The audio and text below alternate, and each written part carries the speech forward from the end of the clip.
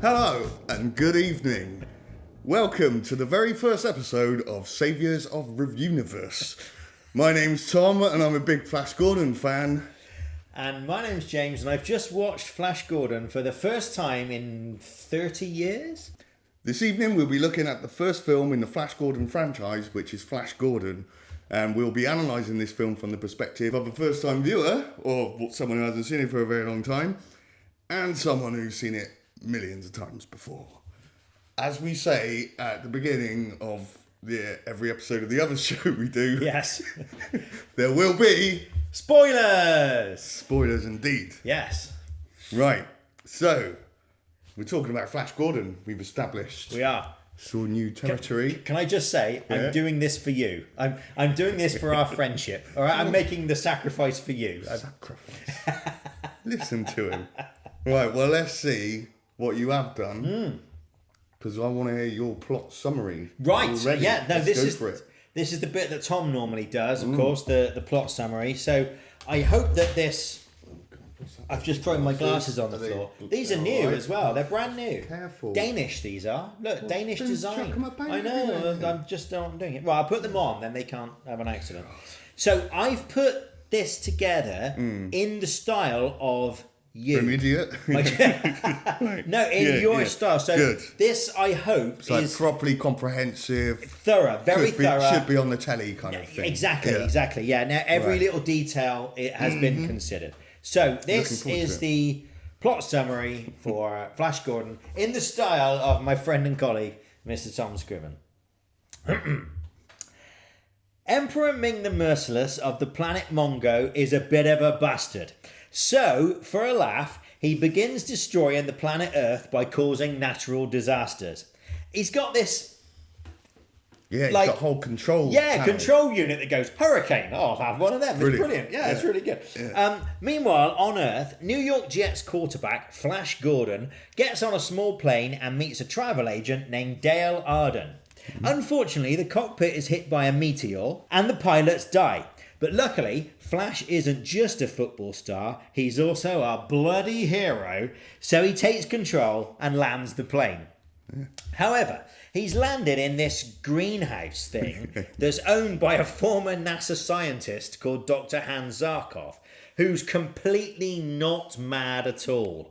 And he really believes that the disasters are being caused by extraterrestrials pushing the moon towards the Earth. I mean, that's the only logical conclusion, isn't it? Every time there's a hurricane, that's what I think. I mean, Well, luckily, as well as being a what science happens? genius, well, indeed, I don't want to ruin it. as well as being a science genius, it also turns out he's an engineering genius and he's literally built a space rocket in his back garden. So Zarkov lures Flash and Dale aboard by telling them there's a phone in the rocket. Where's the telephone? Right, obviously. They take off, pass out, and then go through this psychedelic black hole thing and end up on the planet Mongo, where they are captured by Ming's army of red troop people that sound a bit like pigs when you shoot them. Ming takes one look at Dale using this special ring on his finger, which can do all kinds of clever stuff, and that's like the source of his power. So Ming falls in love with Dale and orders Flash to be executed in his pants.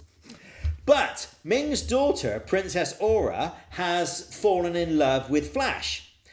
So she helps Flash escape with the help of this doctor who's also in love with Aura. So Flash escapes with Aura. Zarkov, meanwhile, is brainwashed by this other bastard with a gold face called Clytus to do Ming's bidding with this big laser gun thing. Meanwhile, Aura and Flash escape to this weird foresty planet called Arborea, which is the kingdom of Prince Barin, who looks suspiciously like a bloke who went on to be in far better movies playing James Bond. But anyway, meanwhile, Dale has been locked in Ming's bedchamber all this time, getting pissed on some green liquid. But she escapes, so the newly brainwashed Zarkov is sent to get her. At the same time, on Arborea, Peter Duncan from Blue Peter fails an initiation test and dies because he puts his hand in the wrong hole and this thing tree bites him. Yeah. Meanwhile, Aura asks Barin to keep Flash safe. But guess what? Barin is in love with Aura. Obviously. How does anyone get anything done in this universe? They're all just too busy falling in love with each other. Meanwhile, Zarkov reveals that he resisted the brainwashing and escapes with Dale. He says he resisted the brainwashing by thinking of a Beatles song. Yeah. I want to know which one. Because if it was Revolution 9, that would just make it worse. It was Don't Pass Me By, the Ringo. Exactly, the Ringo Ringo. one. Of course it was, yeah. The White Album. Baron agrees not to kill Flash, but does stick him in this cage in a swamp. Yeah. Meanwhile, Aura is back on Mongo being tortured by Clytus, the gold-faced bastard, and another bastard called General Kala for her treason. This happens with Ming's permission, so she feels a bit betrayed by her old man, daddy issues starting to kick in. Zarkov and Dale, meanwhile, are captured by Brian Blessed, who's called Prince Volton, and has these weird part hawk, part men with these really unconvincing wings on them, and taken to another planet called Sky City. Back in the swamp, Richard O'Brien from the Rocky Horror Show leads Flash back to the place where Peter Duncan died, but Flash cons Baron into thinking he's been bitten by the weird tree monster thing, so Flash uses this opportunity to escape. Baron follows him, but they are both captured by Brian Blessed's hawk hawk things. Flash and Baron are taken to Sky City, where Flash and Dale are reunited and decide to get married. Isn't that nice? But Flash is forced to fight Baron in this fight to the death on this table thing that moves and has spikes on it. Yeah. However, Flash saves Baron's life, which teaches him a thing or two about how to be a super top sporting chap, and Baron decides he will join him. Yeah. So Clytus turns up, the gold-faced and working together because they're now totally best mates. Yeah. Flash and Baron kill him by chucking him on the spikes of the moving table thing. Knowing that this will... He does do a big... when he dies, they doesn't cut he? that out in of like the telly. 4 hours. When they show it in the daytime on the telly, they don't... Do they? They don't That's have a that shame. bit. That's good, that bit. Yeah. Knowing this will bring retribution, Volton and the Hawkmen evacuate, leaving Flash, Baron, Dale and Zarkov to die. But when Ming's ship turns up, he only takes Baron, Zarkov and Dale. And Ming is impressed with Flash, so he offers him to rule over the Earth in exchange for his loyalty to Ming. Flash tells him to jog on. So Ming gives the order to destroy Volton's kingdom along with Flash. But luckily, Flash finds this rocket cycle thing from somewhere, we never really find out where, which he can fly even though he's never seen one before. And Flash escapes flight before Sky City is destroyed, contacts Vulcan and goes, "Hey, I'm still alive, mate. You're all right." Meanwhile, back on Mongo, Dale and Aura team up, and Aura gives Dale some poison, which is never mentioned again. Oh, yeah. Flash then gets shot off the rocket cycle thing, but survives. So Kala sends this massive rocket called Ajax, named after the cleaning stuff, presumably, to kill him. But it's all a trap by Flash, and actually the Hawkmen are lying in wait, so they take over the Ajax rocket in this big battle while Brian May plays a killer riff, to be fair. Meanwhile, Princess Aura overpowers... Sorry. Just very briefly, because you mentioned Brian May. I'd be so starstruck if I saw Brian May. I'd probably I'd faint on the floor. It would be great if Brian May turned up tonight, wouldn't it? You'd just collapse, wouldn't you? You'd just be so impressed. Yeah. Meanwhile, Princess Aura overpowers her guard and frees Baron and Zarkov from the execution chamber. Now, Flash and the Hawkmen are now totally best mates. So they attack the planet Mongo in Ajax just as Ming's and Dale's wedding is just beginning. Kala realises that Ajax has been taken over by Flash, so she basically shoots the shit out of it and misses. Unfortunately, Mongo's lightning field can only be penetrated by flying Ajax into it at a suicidal speed. Flash, being a bloody hero, volunteers to stay at the helm to ensure success and enable the Hawkmen, weird men people, to invade the city. Meanwhile, Baron and Zarkov enter the control room and Baron shoots and kills Kala. Baron then fights through Ming's guards just as the wedding is starting And because Baron is playing a blinder by this point, he manages to deactivate the lightning field before Ajax hits it. Yeah. So when Flash flies the rocket ship into the city's wedding hall, he's totally fine, but he impales Ming, helpfully, of all the things he could have hit. He managed to hit Ming, superb aim, and impales Ming on the end of the ship. Yeah. So Ming's there like, right? But Flash offers to spare his life if Ming stops the attack on Earth. Ming refuses and attempts to use his power ring thing on Flash. But it must be damaged from him being impaled or run out of batteries or something because nothing happens. So he aims the ring at himself and is vaporized.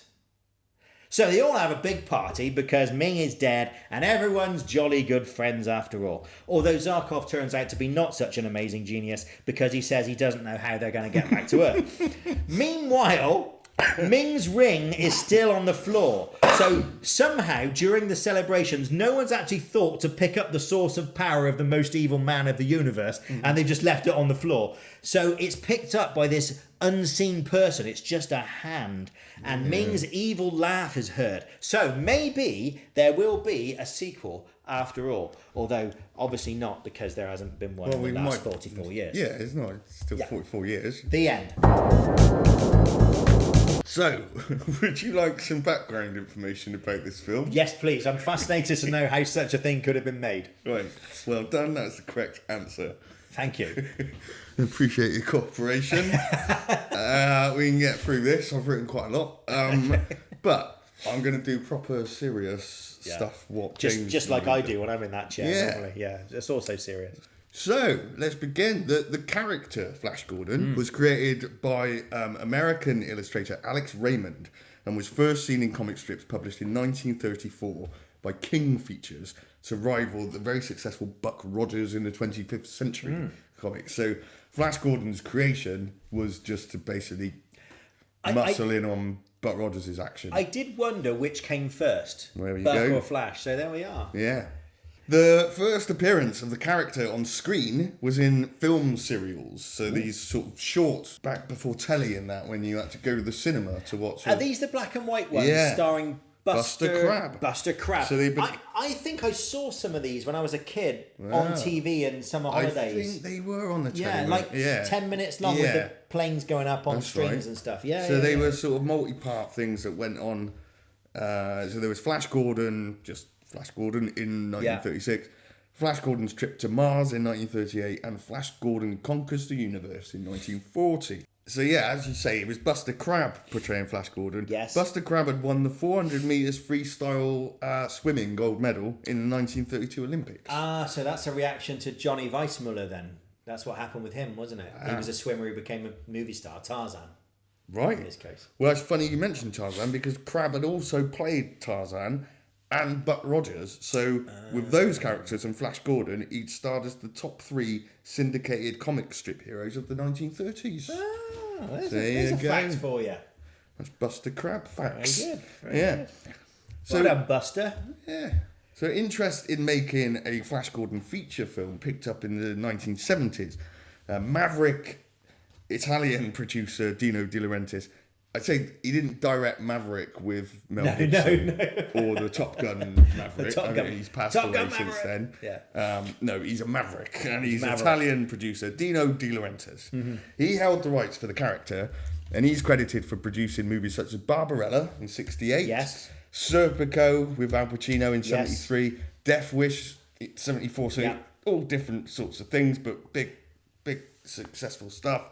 And then following Flash Gordon, his producer credits include Conan the Barbarian and Conan the Destroyer. He also worked with David Lynch twice. He worked with him on Dune in 1984 and Blue Velvet in 1986. After producing the first Hannibal Lecter film, Manhunter, in 1986, he passed on The Silence of the Lambs, but he did then produce the 2 follow-ups, Hannibal in 2001 and Red Dragon in 2002. Very good. His first choice for director was someone he'd collaborated with quite a lot in his Italian movie early career, Federico Fellini. Federico Fellini was going to direct Flash Gordon?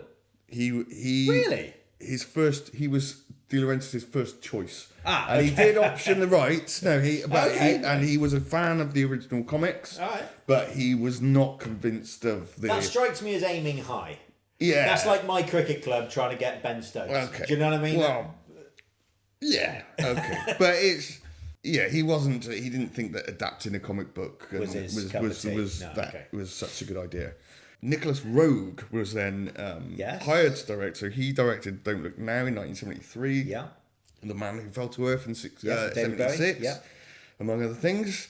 And he worked on pre-production for over a year before leaving the project due to De Laurentiis not being happy with his creative vision. Creative differences. Creative Okay, differences, yes. So this paved the way for English director Mike Hodges Right. to take on this mammoth task. So this was a far different type of film that Hodges had been used to making, having previously directed smaller scale crime thrillers and things such as Did he do Get Carter? in 71 and Pulp in 72. Both starred Michael Caine. But he studied the original comics and was attracted to De Laurentiis' childlike enthusiasm. Hodges used the original comics as a reference point for framing shots, as he wanted the movie to feel like a comic book that's come to life. Okay. And he believed that having too serious a tone just wouldn't work in a live action movie adaptation of this source material. So he went for a rather more tongue-in-cheek approach. And he's quoted saying that he wanted to have fun with it, but not make fun of it. And that's a very important distinction to make, I would say. Well put, sir.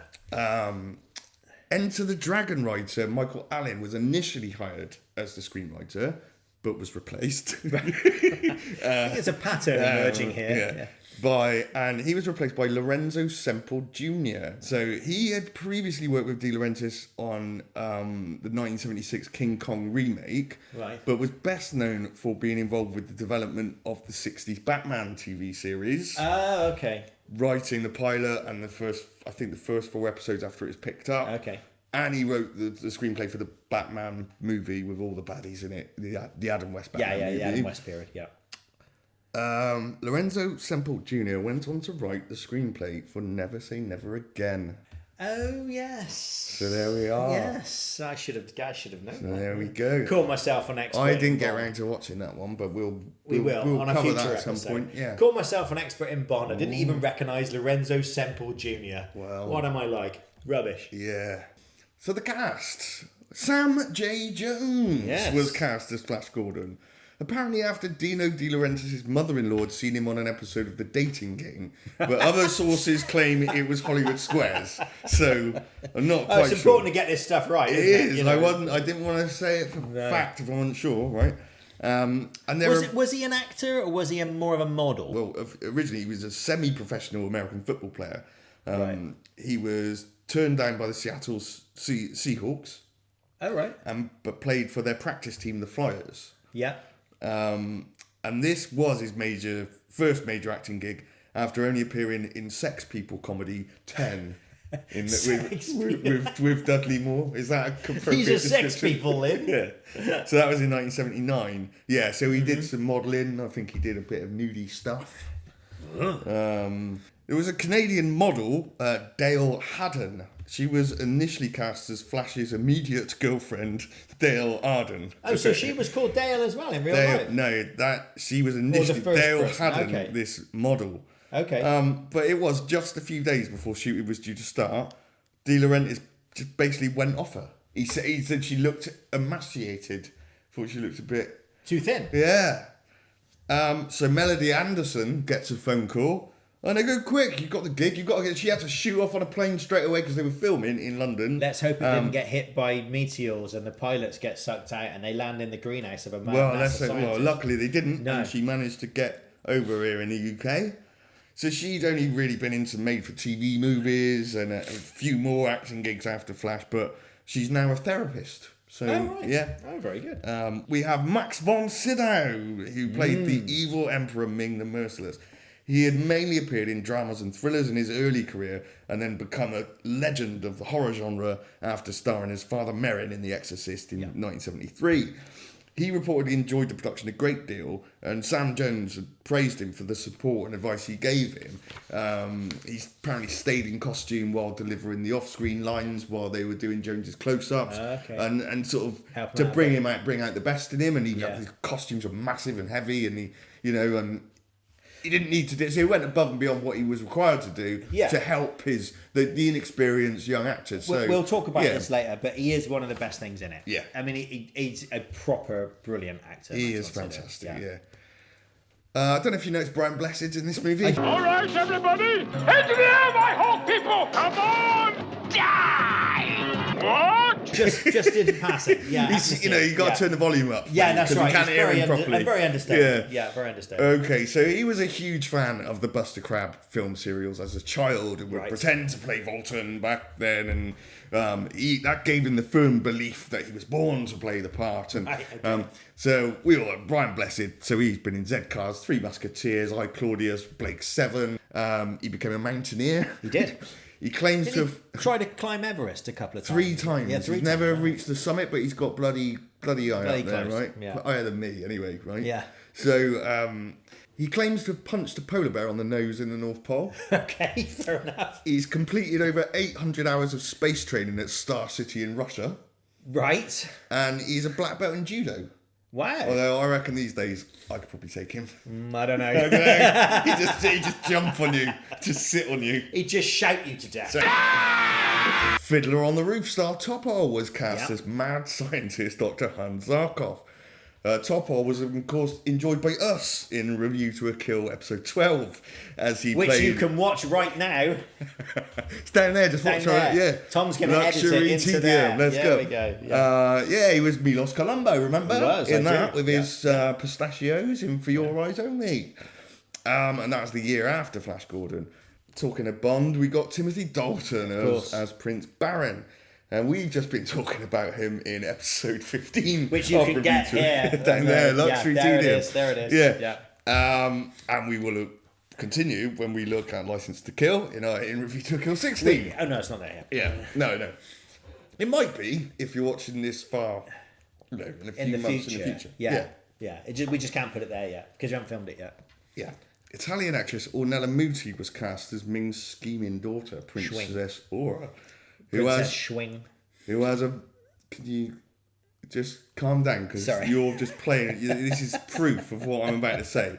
She has the special ability of making dads go really quiet every time she appears on screen. Very sexiful.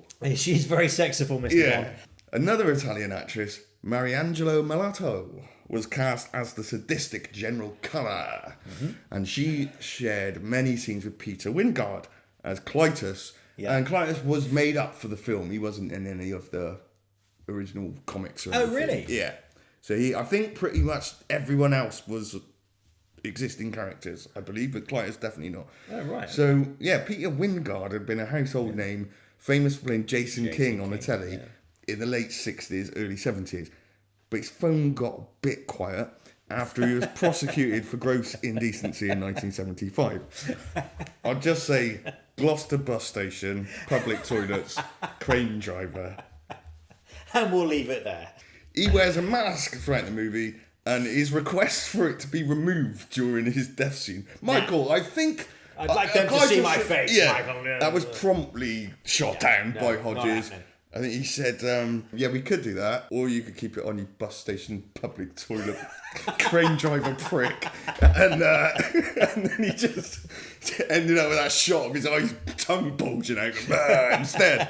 So, just as I make fun of all of that, it has been asserted that the conviction had been quashed and posthumously... Is that posthumously, yeah. Pardoned by the Home Office as part of their initiative to disregard historical convictions for same-sex sexual activity. So, you've mentioned, really, a couple of just notable small roles there. Blue Peter presenter Peter Duncan. Yep, and Duncan Dare, so let's not forget that. That's right, yeah. Popular spin-off series. As the young treeman who gets killed. Yeah. And Richard O'Brien, like you say, from Rocky Horror. And the Crystal Maze. Which I watched plenty of in the 90s. So he's Vico, another tree man. He does get a few lines, gets to play his little pipe. I mentioned this one in the Thunderball episode, so I'll mention it now. The priest that's going to marry Dale and Ming is number 5 in Thunderball in the scene round the table. Yeah, okay. He's just one of the ones that I think he's about the Great Train Robbery. That's right. Yeah. Got bald head in that one. Yeah. He's got the Our fee and consultation from the Great Train Robbery. And then there's a blink and you'll miss it appearance by Robbie Coltrane. Did you see I it? spotted it. At the very beginning, just when they're getting on the plane. I watched this with my son, and I saw him in the background in the shed thing. That's right. There's only a couple of shots. That's Robbie Coltrane. Yeah. And my son's like, because he's 23 and Can I just point out John Osborne as well? John Osborne, the playwright, is the tree guys, the priest guy, the high priest, high priest or the guy on the tree tree priest. people. Yeah. Yes. Sorry, I don't know the correct terminology, but that's John, actual John Osborne. Look Back in Anger and all that, and he's in it for like 10 seconds, and you're like, what? It's John Osborne. Use him a bit more, Anyway. Yeah. So. Yeah, we're talking about the production and were there any problems and that kind of thing. This is, what I normally really enjoy. So it was filmed in L Street and Shepperton Studios. And Danilo Donati was the production costume designer. Okay. Responsible for all the lavish sets and all Yeah. huge, colourful stuff. He didn't speak English, and Mike Hodges doesn't speak Italian. Excellent. So, bit of a problem there. Yeah, and this was before Google Translate, of course. Yeah. So, And, but while the costumes he created looked fantastic, like Dale's, head thing, just weigh her head down. And there's a bit where she's fighting the guards, which are known as pigmen. Yeah. Who, by the way, couldn't bloody see because of the costumes. Right, excellent. That's why they're so useless. And they are.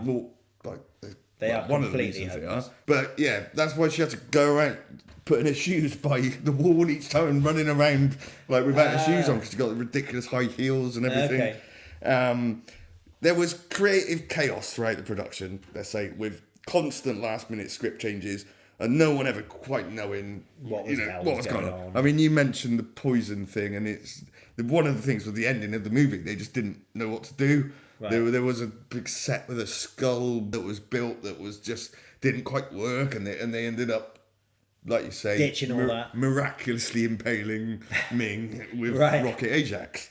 And Hodges and De Laurentiis' working relationship was turbulent, to say the least. Plenty of arguments.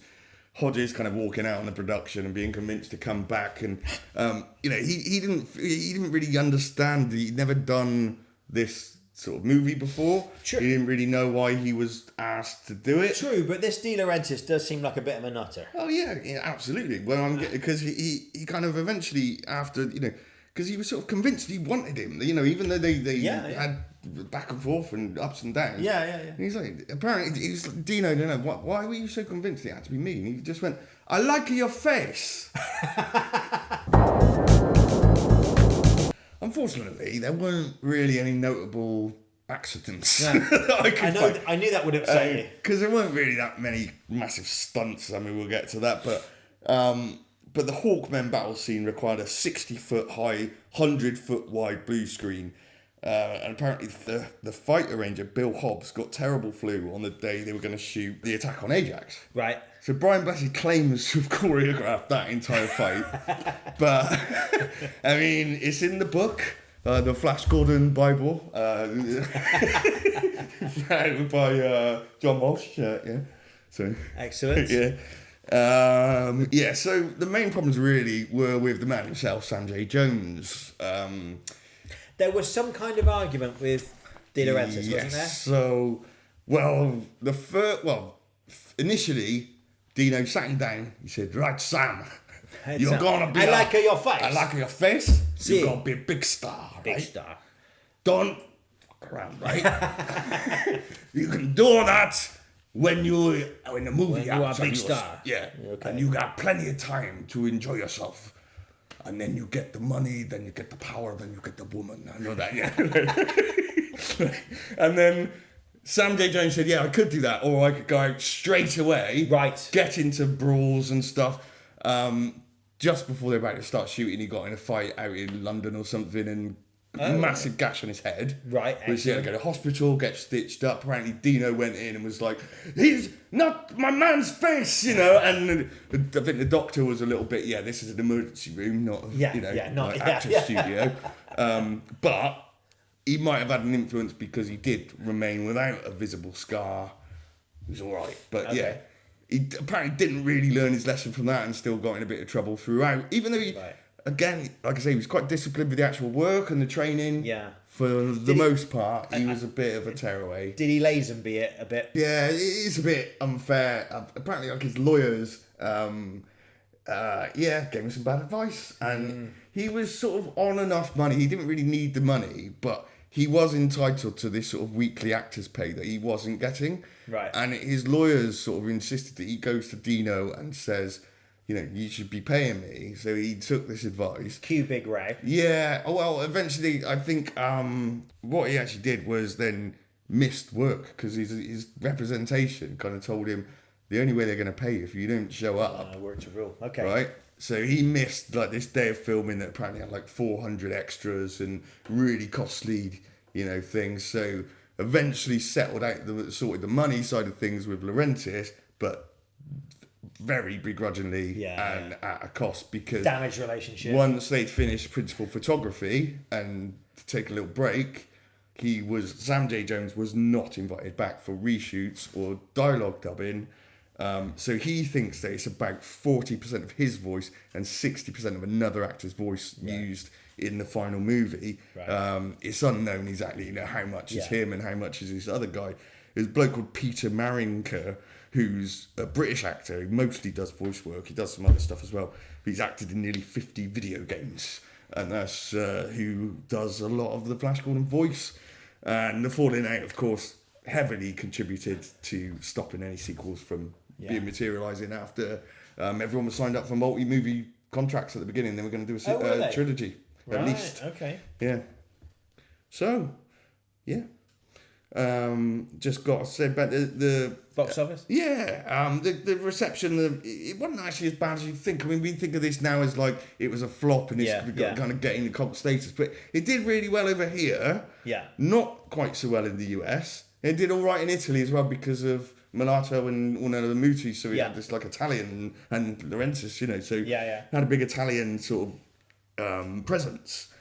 But it was the 18th highest grossing movie of 1980. It's not too bad. It fell behind The Shining, The Blues Brothers, Smokey and the Bandit 2, Kramer versus Kramer, 9 to 5, and the highest grossing movie, of course, was The Empire Strikes Back. Didn't The Empire Strikes Back take 10 times what this took? Oh, I didn't look. I'm sure quite possibly because it was number one that year, and this is only 18. Yeah. This is the budget was around 20 to 27 million, and the box office was 46.5. So it did okay, but it was. Empire Strikes Back's budget was about 30 million. Yeah.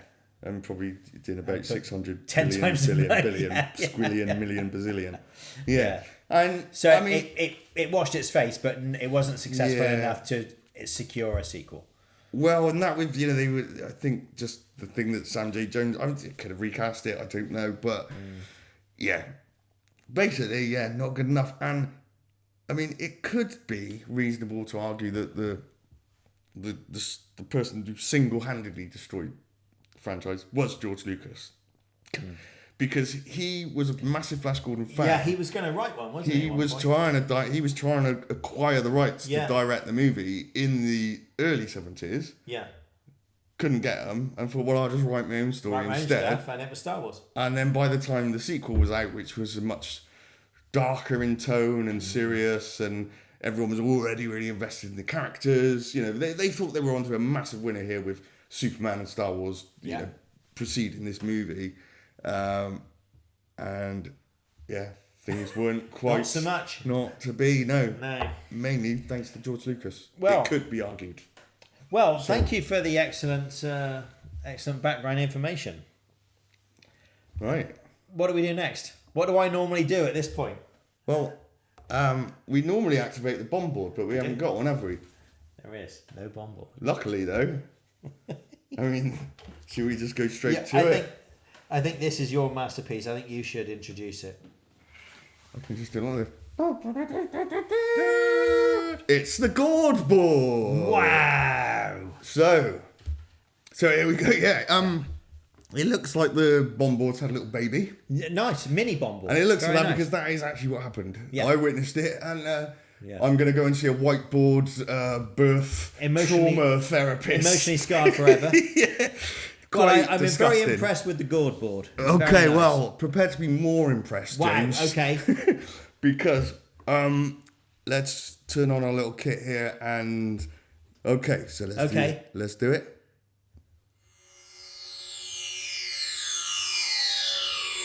Gourd boards alive!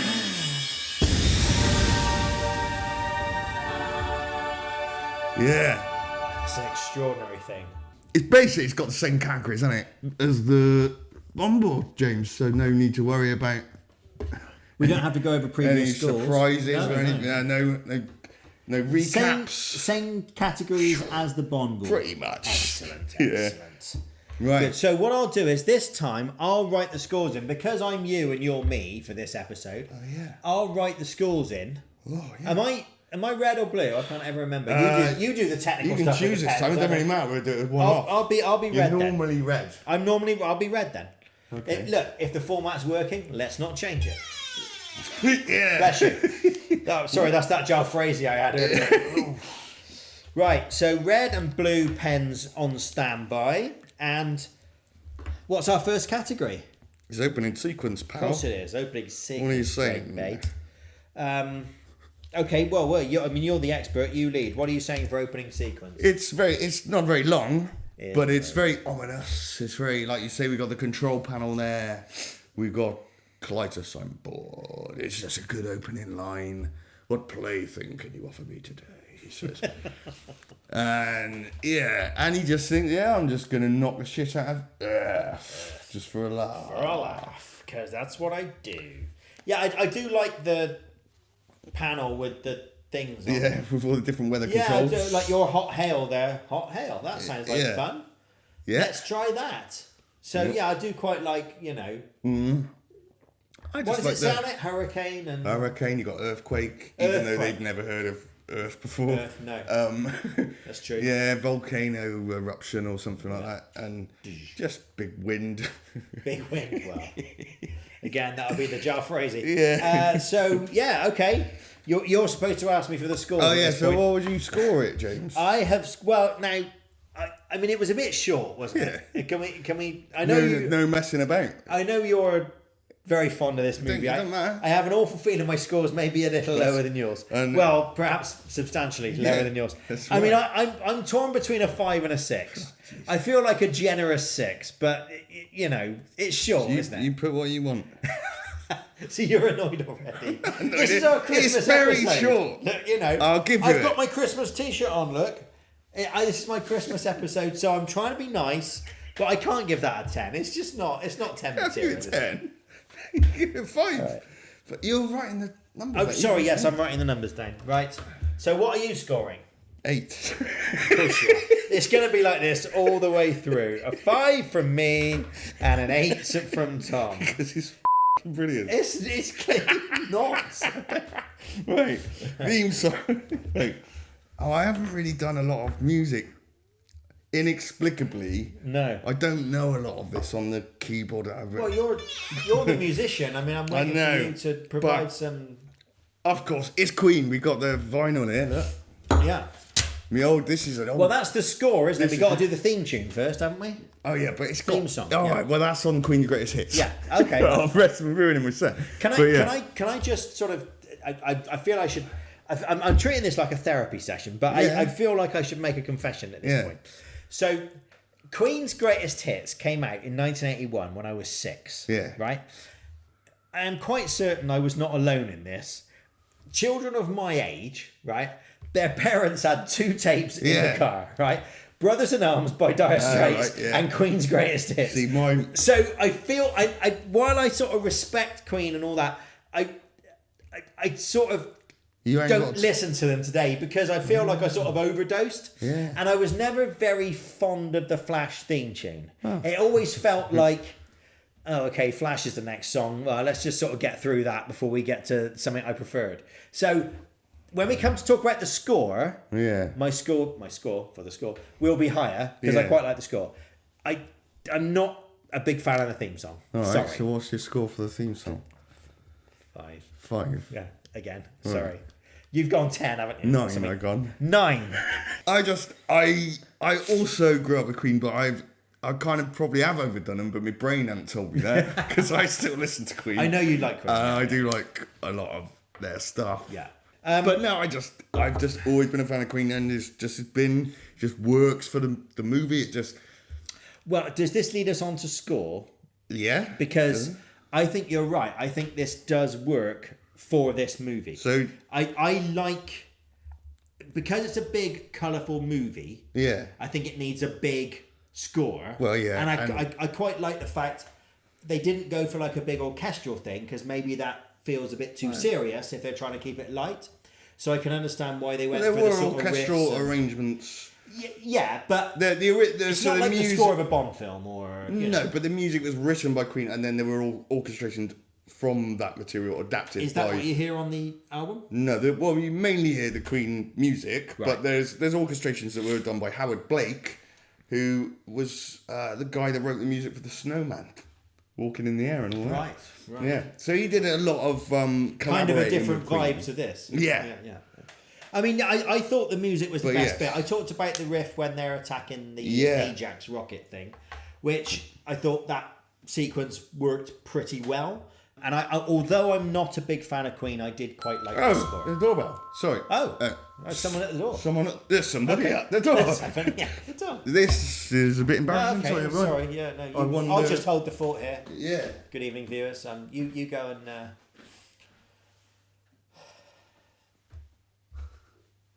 Oh my God! Are you all right? Right. Hang on. Sorry, I'll just go and see what all this is about. Sorry. So sorry. Terribly unprofessional. Sorry. Be right there. Sorry. Just a moment. Oh my God! It's Brian May from Queen. Brian, I can't believe you're here. Please, come and sit down. Come and sit down. Yeah, please make yourself comfortable. You know, it's a real shame that Tom has literally passed out on the floor. Is he okay? Yeah, no, he's fine. He always said he would pass out on the floor if he met you. So, I mean, it's a real shame he's not here to talk to you because he's a big fan of yours. Oh, But right. it's amazing to have you here, Brian. Don't blame him. Well, no, I'm a totally. big fan of yours as well. Thank you. Not a podcast. No, not a podcast, no. Who would make that mistake? Oh, no, I see guitars here. Yeah, no, Amazing. Tom leaves his guitar lying around quite a lot, so you Brilliant. can just help yourself Oh, there, and an Brian. amplifier. Yeah, no, there's an Fancy. amplifier as well. Let's That's- ship this crap out of the way. What's that? Well- it's a gourd board. Yeah, and that took several hours. But no, great. Help yourself to the amplifier here. Yeah, no, I'll just move that for you, Brian. Yeah, whack that fine. out of the way. Don't worry, Brian. Yeah, no, you're Oh, fine I there, should have mate. had this ready for me. Well, I did suggest maybe if you did knock on Where's the door, the we should pick? plug it in. But Yeah. yeah. Yeah, do you want to hear some... Yeah, no, I'd love. We were just yeah, talking so about you're some a of big the fan riffs. of Queen, I hear. Yeah, huge fan of Grew Queen. up Yeah, listening to them, yeah, love that's them. right. Ever since I was about 6 years old. Yeah, massive fan of yours. Yeah. So and we were just talking about some of the riffs you play in Flash Gordon. How brilliant they are. So can you work out how to use Tom's? Yeah. Yeah. Bit more volume on that one. Your hair's a bit stuck in the thing there, but never mind. That's in the happened. fretboard. Tell me about it, mate. That must happen. Happens all the bloody All time. the bloody time. Yeah. Yeah. Whoa. So yeah, you like the Nice. riff on that?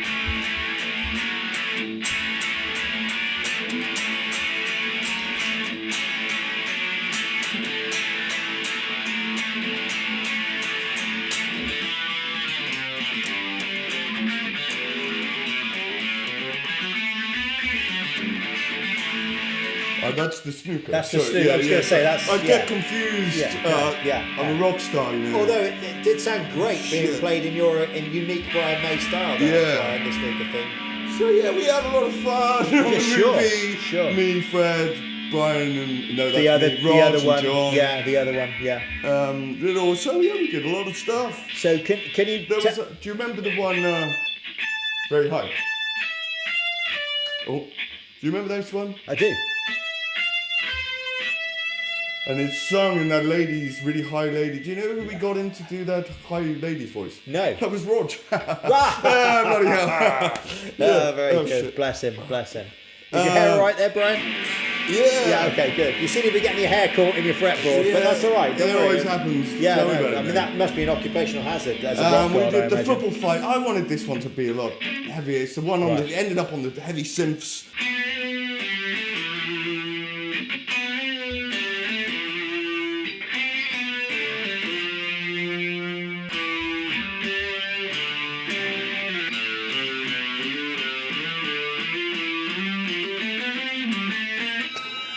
Nice. I should just let you know, I'm currently got this spanner hand syndrome. Sure. It's I not mean, to quite be as fair, good as it's the a guitar. long time since you played some of these songs. Isn't It is a hell of a long You time, don't yeah. play them every night with Queen. do you? Yeah, and of course we so- did the wedding march. In my own style. Sure.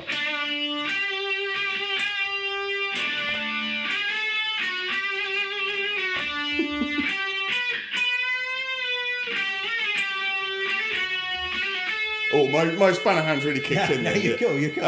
But yeah, as well as doing the wedding, there was a few scenes that got cut. There was a funeral. Right.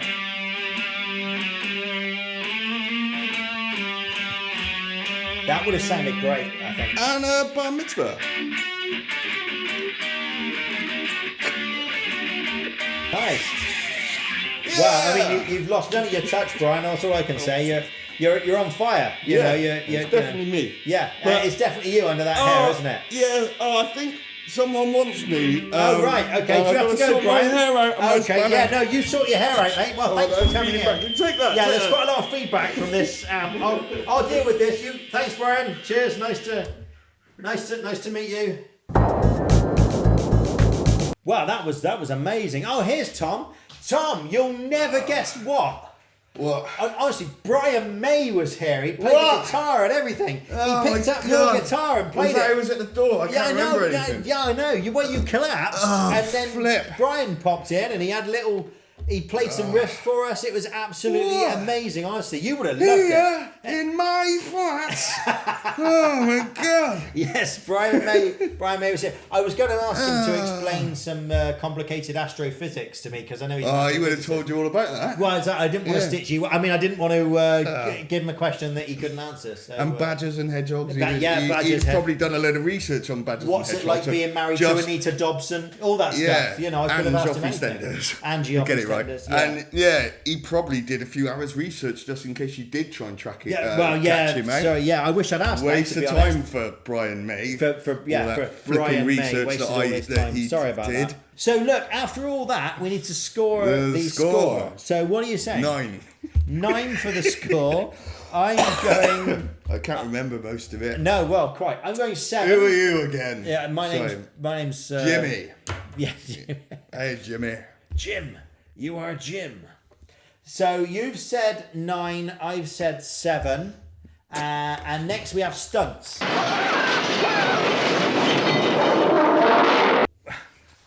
What are you saying for stunts?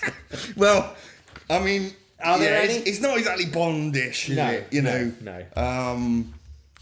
Not really any dangerous things Well, to make going it on. to bump the score a bit, should we include the big main action I sequences? think we should have a Yeah. look at the football Okay. fight. Yep. Daft as hell, but I love that. Yeah. Bet you hate it. The football fight I thought was okay. It was a bit of fun. Bit of a slapstick ending with Splash getting knocked out, but it works quite well. How else you gonna do Yeah, it? yeah. I think the. But yeah, and just to say, they had that's one of the things with Brian May. Sorry, It's I almost got as him on if the we're bit. obsessed with Brian Yeah, May, isn't Brian it? Blessed knocking the guards Yeah, on the head yeah, and yeah. thing. Yeah. That's Good just fun. on the spot stuff. Good fun, yeah. Doing the Melody Anderson doing the cheerleading, and it's always just winging it, and Yeah. So I Having quite like fun. the football fight was cheesy, but it was okay. I thought Baron versus Flash on the moving table with the spikes thing was okay. Not outstanding, but it's okay.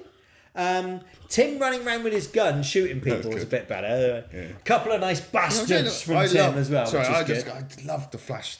And again, this is what we have discussed a little bit off camera. And I think, while we've both grown up with Star Wars, as kids, and you didn't really do that with Flash Gordon, whereas I did, and I watched this a lot as a kid. So, you know, it's enjoying the fights just on their own merits now. But as a kid, those spikes, the tilt, he's tilting it. He's tilting his arse off. I'm like, hey, you bloody telling me? Yeah, stop doing, you bastard. That was stressful stuff when I was a kid. I get what you're saying. I get what you're saying. And there's things that, me being a few years older than you, there's things that I would remember from my childhood, and I go, oh, this is amazing, and you probably wouldn't. I just, the problem I had watching this movie, I was constantly comparing it. I was thinking, The Empire Strikes Back came out in the same year, and I'm constantly looking and thinking, it's just better. Empire Strikes Back is just better. So, you know, that was... Anyway, so some of the fight scenes I liked. I tell you, I have to point out this. You know the scene when Dale escapes and she's carrying her shoes? That's terrible. Come on, that's just embarrassing. It's like quite early on in the movie as well. Yeah, and it is she's all of a sudden just taking out all the guards, and doing cartwheels. She sort of taps him like that, and he falls over, and it's awful. That is pretty bad. It is pretty bad. Even as a fan, you have to admit that's pretty bad. But it's fun. It's fun. It's fun. Listen, if we're going to include the main action sequences, I think the storming of the Ajax thing isn't that's bad. the big one. The music, of course, that we talked about. Not bad. I'm gonna say 6. Yeah. If we're including the big fight scenes. I'd say with the big fights, especially for the Flash and Baron, I'd be high but realistic. 8, okay? I'm not going to say 9 or 10 for stunts. Okay. And I may be being a bit generous, because just because I know James is going to score everything really low, and I'm trying to balance things out. I'm not doing it on purpose. I'm being honest. That's what's the next? We got category? Vehicles. Right. Vehicles. Again, I mean, there's just lots of rocket ships. And lots of rockets. The rocket cycle, which you mentioned, Flash Gordon just knows. He knows how to do stuff. It's just he's probably just got on and go, hasn't it? It's just. It's probably got a red button and a green button. Yeah. Can't be that hard. It looks a bit crap. It is a bit wobbly when he's on it, and he's sort of while he's on it. The other thing I have to point out is Zarkov's homemade rocket. Yeah. Did you think there was a phone in it? No. Yeah. But like Hodges has sort of said about that kind of thing. He kind of laughs at that and just he sees he wanted Dale and Flash, even though they're just the main heroes, he just wanted them to just have this pure American naivety, and that's right. It's just, and it's almost like this.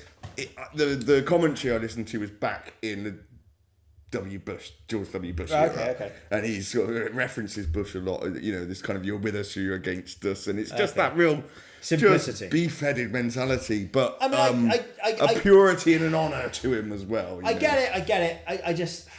Yeah. Did you think it looked a bit crap? The rocket cycle, No, the rocket. Homemade rocket. It reminded me a bit of Wallace and Gromit's rocket. Do you know what I mean? When they go to the moon. And I've seen there's a picture of that whole greenhouse thing. It's great when you see the designers on set and the greenhouse is here and he stood over it putting one of the trees on or something, So yeah, that rocket is the size of this wine bottle kind of thing. Okay. I've said 5 for vehicles. Well, I like the spaceship designs, Ming's ship, and but yeah, I mean they're not the most distinctive thing in the movie. So all right, I'll go 7. Mate, don't come down just because I'm scoring. No, the vehicles I wouldn't. If you want to get me, if I'm drunk in a pub talking, I'll tell you what's good about Flash Gordon. I'm not gonna be going on like you about the vehicles. Okay, right, fine. What's next? Villain. Now. Okay, I mean, I like Max von Sydow and everything. He's bloody good. I think, he is a good choice. I think it needs, because your leading man is, how do we put this politely, not the greatest actor in the world. And your leading lady is, how do we put this politely, not the greatest actress in the world. I think your main villain's got to be really strong, and I think he is. I like when Princess Zora asks, she says, well, look, water is leaking from her eyes. And he goes, it's what they call tears. It's a sign of their weakness. I like that because he's right. Pathetic earthlings. Pathetic earthlings. Whirling yourself into the void. And I like it. And I think he apparently, really enjoyed doing it. Well, and, there we go. That's the main thing, isn't it? What we saying? And again, like, I just got to harken back to it. He knew what he was doing, you know. He knew knew what the gig was. Yeah, absolutely. Yeah, exactly. Yeah. And I'm giving him a 9. 9. Excellent. I have said 7. So a 7. Oh, I've just realised I filled this out wrong. Have you? There's a... Oh, yeah. Oh, no, never I don't. mind. It's all, Never mind. Like, I've never filled out the I was board going one. to say, you're always so accurate with the Yeah, board. I didn't point out that we've got more space, you see. So that's all right. Yeah. What's next? Henchmen. Right. The Red Guards are utterly crap. I'm sorry. Yeah. They're not scary. They're not impressive in any way. They're crap. Yeah. I guess for henchmen... Well, I would have Clytus and Carla. I've also got Clytus and Carla. Yes. I sort of know that's Peter Wingard under there. Yeah. I sort of know that's Jason King. So Yeah. I'm imagining he's in like one of them collars and the enormous tie and all that. Is Carla a bit forgettable? I mean, is she really? I certainly haven't forgot her. Well. And I know a lot of fans haven't, James, but maybe a little underused, I'd say. Underused, maybe. Yeah, okay. She's really good in the brain extraction sequence. Yes. We're going to empty your mind as we would empty your pockets. You know, all that stuff. I like that. And she does a lot of this, like Ming, all these hand gestures. Yeah. It's all this stuff. Because she was in the, she was a stage actress in her early career in Italy. Lots of musicals and things. Okay. Yeah, and classic dramas and things. So, yeah. No, I don't think she's forgettable at all. I think they could have done more with her, and I like the way that, you know, when they've got Aura and they're bring me the boreworms. No, not the boreworms. Yeah. Okay, are we including the supporting cast in there? Well, I just want to talk about them, you know, what you liked about them. I mean, we've got... I think the supporting cast, I mean, look, it's really strong. Brian Blessed, Timothy Dalton, right? It's a strong supporting cast. Brian Blessed is just like, the Blessedometer is up to 10, right? Yeah. He's just being full peak Brian Blessed at this point. I'm not sure if you say that was acting. I think it's just Brian Blessed being Brian Blessed. I don't even know if he knew he was in a movie. No, exactly. Just being... Put these wings on, Brian, and be yourself. Mm. Dalton, I think, is... And I know I'm going to be biased as a fan. Dalton, I think, is genuinely quite good in this. Yeah. I think he knows what his role in this is. Yeah. He understands what's required of him. And don't forget, as a Shakespearean actor, all the dialogue is easy. To stand there and look brooding and say, they've just been changed. That's the easiest thing in the world for him, right, as a Shakespearean actor. So he understands the mission, and I think he sort of carries it out quite well. I get the impression he knew this wasn't going to be his greatest work when he was doing it, right? But that's not to say that he doesn't sort of... he throws himself into it. Yeah, he does. Yeah. He does. He absolutely does. Yeah. I think Richard O'Brien's totally underused. Yeah. Well, you would have more Richard O'Brien. Come on, it's Richard O'Brien. Put him in a bit more, you know? I was a Rocky Horror fan, so so I'm, you know. Yeah. But yeah, I think it's a strong enough supporting cast, but I do think they should do more with it. And also Dalton swearing. I'll just do a little compilation. There's about 3 bits. Bastard! Lying bitch. Freeze! The bloody bastards! So And he does do, I know we haven't got there yet, he does a couple of impressive bastards as James Bond. I look forward You'll be to delighted them. to hear. I can watch that one now as well. You'll be delighted to hear, yeah. Excellent. So, we've not even talked about it. Sorry, I just got to say that Gordon's alive?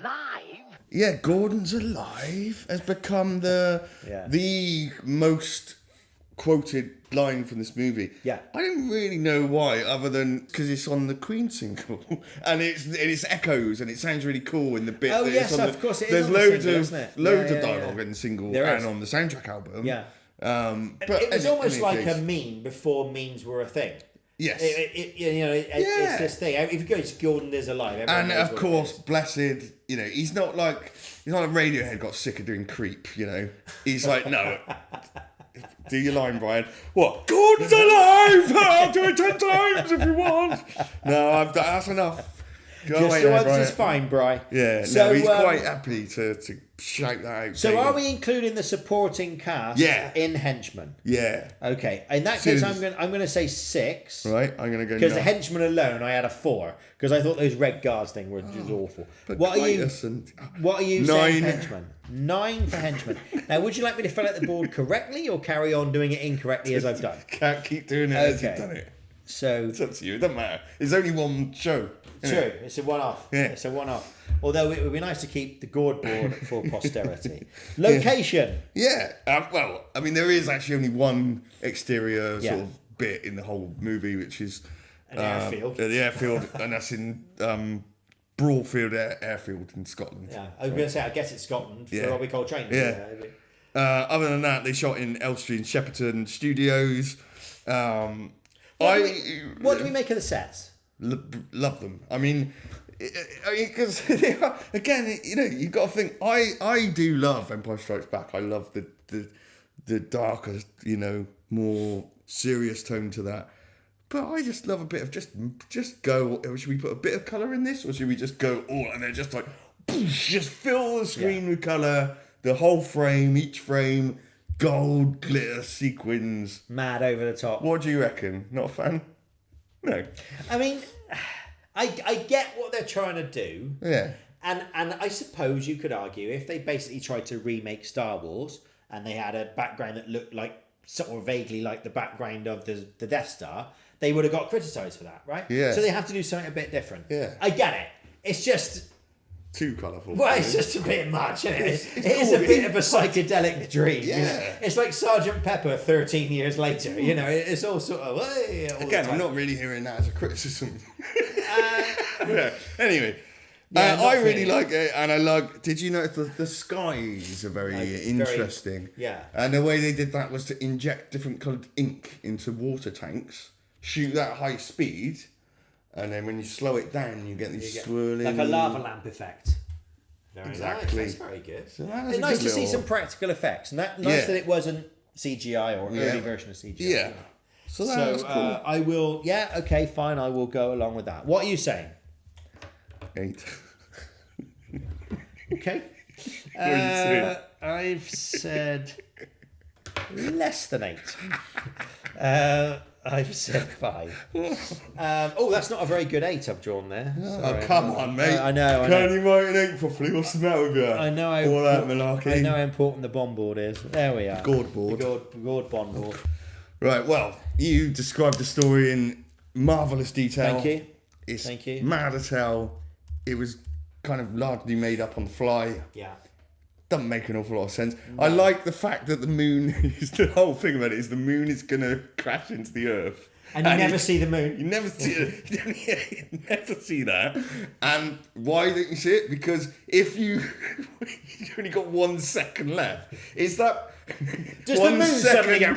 Yeah. Is it 1 second before he was about to impact into the earth, or that it's too late to do anything about it? Because surely, as soon as the moon started moving, it's exactly. too late to do anything. Well, they about wake it. up and the moon's there. You know, it's like, shit, that's the moon. And then, All right. yeah, it doesn't make any sense. And then, right at the end, when they're like, we saved everything, Ming's dead, everyone's living in peace and harmony.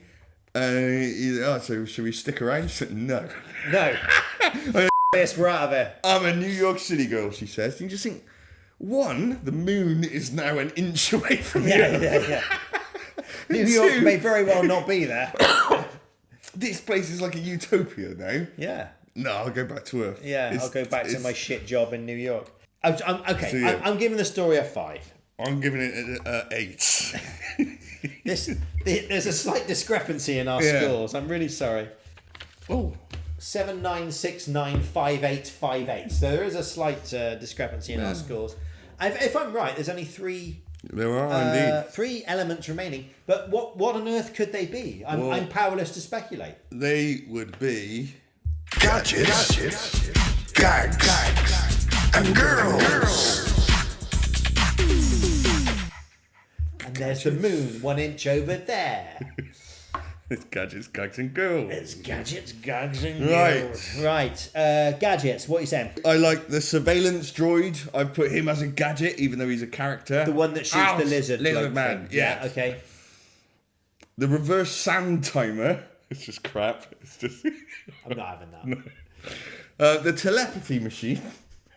The surveillance goggle team. I put them as they're kind of live gadgets with the whole team of. I don't know. It's quite that one. It's a bit scary when I was a kid as well. Well, when his eyes blow out. No, all those ones with the goggles, with the bald heads. Yeah. But when he takes. I didn't quite appreciate they goggles were all off. sort of linked. Yeah. Until his eyes blew up and then they all died. Yeah. So I okay. An organic gadget. I put the whole tree, the holy tree thing. Oh, I not really a gadget. It's not really but a gadget, but it's a it's a item. It's a feature. Yeah. What are you saying for gadgets? I 4. I mean, I was Well, I'm thinking gonna say, if the story's not very good, at least stick some decent gadgets in. Yeah. You know? Now you're going to say 9 now, aren't you, or something? 7. So, okay, right. Yeah. Gags. Okay, I haven't done my usual list. I'm sorry. Oh, okay. So Well, do you I'll have go a list? through them. Yeah. Well, there's obviously loads of things that make me laugh in this movie. I really liked in the very beginning when the pilot says, "Hey, Mr. Gordon, can you sign this for my kid?" And he goes, "Sure. What's his name?" He's Buzz. It's like But of course it is. 2 Buzz from Flash. So, could we both have a pair of more stupid names? Yeah. I like Zarkov. When Munson's running away at the beginning, he's trying to convince him to get in the rocket ship. Yeah. And he's like, "Haven't you any spirit at all?" He just turns around and goes, "No," and keeps running. During the football fight, Emperor Ming says, "Clytus, are your men on the right pills? Maybe you should execute their trainer," which I quite enjoyed. Yeah. When they're doing the brain draining thing on Zarkov and they see Hitler, and Clytus says, "Now he showed promise." Oh, yeah. Oh my god, this girl's really turning me on. Flash says it by telepathy. Yeah, I didn't like that scene. No, okay. Prince Baron says to Flash, "Welcome back from the grave." And then to Prince Aura, Baron says, "I knew you were up to something, though I confess I hadn't thought of necrophilia." Yeah, that was quite a good line. Yeah. And then with all the messing around and deception with Aura, and after she hands him over to Baron, he says, "Does anyone ever trust her twice?" Which I enjoyed. I love it when Dale says, "Keeping our word is one of the things that makes us better than you." So, You scumbag. there's a bit where Zarkov is waving these the kind of white flag, the curtain, the white curtains, right? When Rocket there, and there's one of the agents just kind of turns and goes, "Blast him," as if like. We normally have to very casually blast him. No, not this time. Yeah, that wasn't bad. Yeah. When Baron and Zarkov are tied up, and he. And tell me more about this Houdini chap. Tell me about this man Houdini. Yeah. That's quite a good line. And then I do love there's a bit of dialogue where Aura and Baron are talking about how they've changed and I've changed and, "Oh, you're lying. No, I've changed." And in the meantime, Zarkov's trying to enter this code to get into this door, and he cracks the code and he goes, "I thought it would be one of the prime numbers of the Zeman series. I haven't changed." Yeah. But no. I mean, there were a couple of places where I sort of laughed. I thought some of Tim's lines were quite good. Okay. But yeah. Well, I enjoy this movie loads. It makes me laugh a lot, and I'm giving Good. it 9 for gags. 9 for gags from Tom. I keep putting the lid back on this pen and having to reopen it. I know. Yeah, See, I'm not familiar with the technicalities of my role here. Yeah, pen. There's more pen to practice. this than meets the eye. You know, there's. Right. Okay, I've said 5. So, girls. Well, yeah, we have got. Right, I'm sorry. Dale's part is terrible. Yeah. I'm sorry, it is. Her dialogue's terrible. Princess Aura, I think, is better. Yeah. I think it's quite interesting that she's a conniving character and they don't trust her. You can do something with that. Yeah. Quite interesting. I probably felt the same, but over time, it does feel like what Melody Anderson's actually doing, I think, is really good, and it's. Oh, It's difficult I to- don't think it's her as an Yeah. actress. I think she's not been given a lot to work with. Yeah, but I think it goes down to that they're just the naive, just it's very simplistic deliberately. I think there's a lot of fun to be had in that, and I think they kind of know it and play off that. And Yeah, that's probably the true. dialogue that you're saying is just you hate. I think if I don't know, other people just it resonates a bit more just in a funny way, But there we go. Yeah. So what you said? Well, I'm gonna go 8 for the girls. Okay. Yeah. We have look. We have a complete gourd board. Yeah. Well, incorrectly completed because I put some of the things in the wrong space. Yeah. But there are 12 red figures and 12 blue figures. So there we go. Right. Well, I suppose we best do some maths then and come back with our final scores. Okay. Okay, we've done loads of maths and we have the final scores. James, what did you score Flash Gordon? Low. Oh, you haven't got it. You scored it 64. 64 out of 120. And I scored it 99. Of course you It gives it a grand total of 163. 163. So we worked out that it would have what? It would have been... It would have been 13th place. So we've done 15 Bond films Yeah. so far. It would have been in 13th out of those if it was the 16th Bond film. What was it for your The eyes only only? Bond films it scored better than was Dr. No, Diamonds Are Forever, and The Man with the Golden Gun. Okay. Every other Bond film scored higher. Well, I'm sorry, this is my scoring Yeah. bringing it down. I apologise. But I was- stand by what I said. Clytus is a gold-faced. yeah. And we can put the total just for completion. Oh, okay, yeah, no, I'll do that. 163. 163. You want it in black, just to? Yeah, please. I appreciate the colour scheme's important. There, so No, scores are normally a little closer with Bond films. they are. This is the yes. first non-Bond film we've watched. Yes. I've obviously been wanting to do this for a while. Yes. James has kindly agreed to do it. I hope I haven't spoiled your Christmas. Yeah, just a little bit. Sorry. And you've gone to all this trouble as well. Yeah. Yeah. So I'm sorry. I'm sorry if I've spoiled One for you.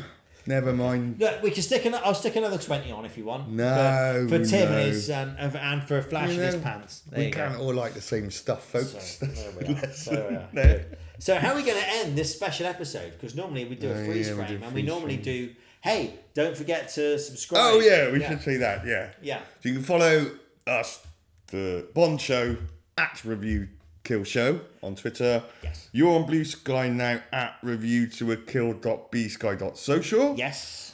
Well, the show, but James manages this. Look at Luxury Tedium, which you're on now for all our James Bond stuff. We will continue that. We've got another 10 James Bond movies to do. Loads. We're doing this at Christmas, so we wish you all a Merry Christmas. James is on the water tonight, but I will give him a cheers anyway. Cheers. And say, cheerio, folks, until next time. Merry Christmas. Okay. Okay.